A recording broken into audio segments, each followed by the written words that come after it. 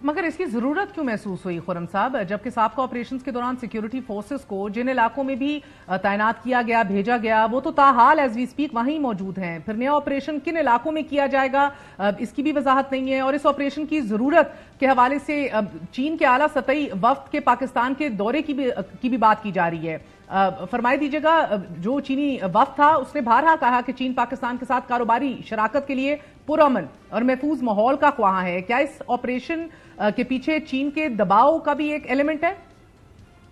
जी नहीं, देखिए ना, पाकिस्तान का अमन जो है वो पाकिस्तान के मुआशी इस्तेहकाम के लिए और सियासी इस्तेहकाम के लिए बेहद जरूरी। और ये हम सब के लिए सवाल है, आपके नाज़रीन के लिए भी, कि हमारे जो चीनी कारकुन पाकिस्तान में काम करते हैं उन्हें कौन कत्ल करता है। ये ज़ाहिर है, ये पाकिस्तान के दुश्मन है जो कत्ल करते हैं, वो चाहे दूसरे ममालिक हों जो चीन के मुखालिफ और पाकिस्तान की सरजमीन को इस्तेमाल कर रहे हैं, या पाकिस्तान के अंदर जो दहशतगर्द और इंतहा पसंद तंजीमें हैं वो उनका आला, पाकिस्तान के दुश्मनों का आला कार बनती हैं। लेकिन बहरहाल ये मामला बड़ा संजीदा है, क्योंकि अब हम जो हैं वो एक सिर्फ प्रोजेक्ट बेस्ड सीपैक नहीं, अब तो हम एक परमानेंट फुटप्रिंट है जिसमें इंशाल्लाह चीन की कंपनियां जो हैं वो पाकिस्तान में सरमायाकारी करने आएंगी।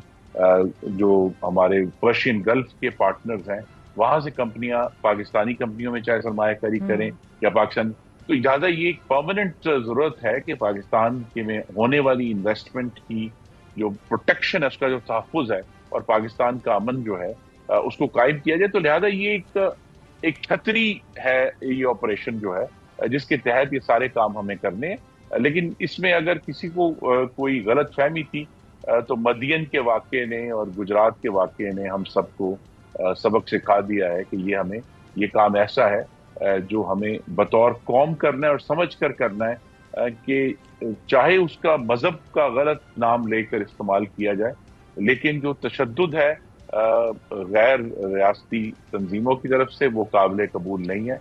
और जिस तरह बहुत साल पहले मैक्स वेबर ने कहा था कि जो रियासत की मोनोपोली ऑन वायलेंस है उसे कायम करना है, कि उसके अलावा और कोई यहाँ मलेशियाज और इस तरह के जो ग्रुप हैं वो ऑपरेट करके पाकिस्तान के शहरियों की जानें नहीं लेंगे। तो ये जो अज़म है, ये जो सोच है, इसका किसी एक सूबे से ताल्लुक नहीं है, ये कोई सियासी सोच नहीं है, ये पाकिस्तान के मुस्तकबिल को महफूज करने की सोच है। मगर खुरम साहब, इन्वेस्टमेंट्स की आप बात करते हैं, इकोनॉमिक बेहतरी की तरफ जाने की बात करते हैं, मगर उसके लिए तो सियासी इस्तेहकाम भी नागुज़ीर है और उस तरफ बढ़ते हुए हम दिखाई नहीं दे रहे। आप मोनोपोली की बात करते हैं वायलेंस के ऊपर रियासत की, मगर रियासत के ऊपर भी और आपके हरीफों के भी सवाल उठे हुए हैं। नवाज शरीफ साहब का इसमें तमाम तर मामले के अंदर किरदार क्या है? क्योंकि मियां साहब सियासी तौर पर मुतहर्रिक होने का फैसला कर चुके हैं, आज ये खबर आई, और जल्द पार्टी कारकुनों और रहनुमाओं से मुलाकात भी करने जा रहे हैं। लेकिन हुकूमत वक्त के 100 दिन मुकम्मल हो चुके हैं। इन 100 दिनों में मियां साहब बतौर रुकने असेंबली फकत एक बार, ओनली वंस, अपने भाई को बतौर वजीर आजम वोट डालने के लिए असेंबली गए, और वो वफाकी बजट के दौरान भी ऐवान नहीं पहुंचे, और फिर अब डिस्कशंस और डिबेट के दौरान भी अब वो गैर हाजिर रहेंगे। मियां साहब गुज़िश्ता दौरे हुकूमत में भी बतौर वजीर आजम फकत 11 मरतबा, ओनली 11 टाइम्स ऐवान में गए थे। So does he feel himself more impactful outside the assembly? We struggled so much to get him there. जी, पहली तो बात यह है कि इंशाल्लाह जिस दिन फाइनेंस बिल पास होना है और वो तमाम जो बजट का फाइनल पैसेज है उस दिन वो इंशाल्लाह ऐवान में मौजूद होंगे और बजट की जो मंजूरी है उसका हिस्सा होंगे। और वो उनकी तवक्को यही है कि शहबाज शरीफ साहब और उनकी काबीना जो है वो इन सारे मामलात को, जो कि बड़े गंभीर हैं, सिक्योरिटी के भी, इकोनॉमी के भी, पॉलिटिकल मैनेजमेंट के भी, वो उसको बेहतर तरीके से मैनेज करेंगे। लेकिन मियां नवाज शरीफ का जो मुस्लिम लीग नून का मुस्तकबिल है वो उसको सिक्योर करेंगे, और खासतौर पे पंजाब के अलावा जो 3 सूबे हैं उनके ऊपर खास फोकस करेंगे। सो क्या समझा जाए सर कि ऐवान के बाहर ही वो मुतहर्रिक ज्यादा रहेंगे and there is no interest coming and participating in the assembly?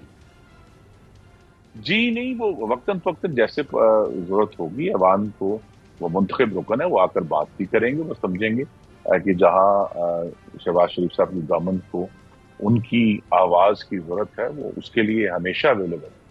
ٹھیک ہے. اور خرم صاحب لاسٹلی جو کام فراست سے ہونے چاہیے تھے، سکون سے اعتماد میں لے کے اتحادیوں کو بھی اپوزیشن کو بھی، وہ بھی نہیں ہو رہے، اور اس کے عین بیچ کے جو کام ہو رہے ہیں اس کے اوپر بھی عدالتیں بھی سوال اٹھا رہی ہیں. چیف جسٹس اسلام آباد ہائی کورٹ نے بھی ایڈیشنل اٹارنی جنرل سے آج سوال کیا کہ آپ اس آرڈیننس جو آپ لوگوں نے راتوں رات نکالی سابق ریٹائرڈ ججز کو ٹرائیبیونلز کا ہیڈ بنانے کے حوالے سے، آج چیف جسٹس سے پوچھا کہ آرڈیننس کا کیسے دفاع کر سکتے ہیں؟ کون سا آسمان گرنے لگا تھا کہ قائم مقام صدر سے راتوں رات آرڈیننس جاری کروا لیا؟ پارلیمنٹ کو ختم کر دیجئے، پھر آرڈیننس کے ذریعے حکومت چلوا لیتے ہیں. عدالت نے مزید کہا کہ آپ لوگوں نے آرڈیننس کی فیکٹری لگا لی ہے، ایک واف فیکٹری ہے اور ایک دوسری آرڈیننس فیکٹری ہے. نہیں دیکھیے، فیکٹری لیول تو ابھی تک ہم اچیو نہیں کر سکے. وہ عارف الوی صاحب کا اعزاز ہے، ایک دن میں 11 آرڈیننس انہوں نے ایک سنڈے کو ایشو کیے تھے، تو لہٰذا ابھی تک وہ معیار تو بہت اونچا بنا کر چلے گئے ہیں فیکٹری کا. لیکن یہ ضرور ہے کہ اب جب کہ پارلیمان سیشن میں ہے، اور جو سب سے بہتر جواب ہے محترم چیف جسٹس صاحب کے استفسار کا، وہ یہی ہے کہ فوری طور پر یہ آرڈیننسز ایوان میں لے کر دیے جائیں. اور یہ زیادہ بڑا ایشو نہیں ہے، اور یہ تاکہ قومی اسمبلی کی یا سینٹ کی جو ان کا قانون سازی کا جو شیڈول ہے اس کے اندر آ جائے، اور پھر اس کے اوپر دونوں ایوان اپنی رائے دے دیں گے. بہت بہت شکریہ. ہمارے ساتھ خرم دستگیر صاحب موجود ہیں.